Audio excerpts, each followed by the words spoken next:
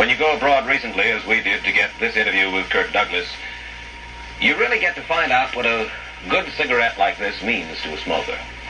Wherever I went, whenever I offered someone one of these Philip Morris, I made a friend. Or rather, we did. I can only say that this smoke made a big hit, and as a result, I soon found myself out of cigarettes. Still, I think the thing that impressed me most was that there, too, were a group of people who smoked all kinds of other brands, and yet they had nothing that could compare with this one. It happens wherever I go. So I'm more convinced than ever that today's Philip Morris is something special. After all, where else can you find a man's kind of mildness except in today's Philip Morris? Here is natural mildness, genuine mildness, no filter, no fooling, no artificial mildness. You see, no filter is needed because the mildness comes from the tobacco itself. Get with Philip Morris and enjoy a man's kind of mildness yourself.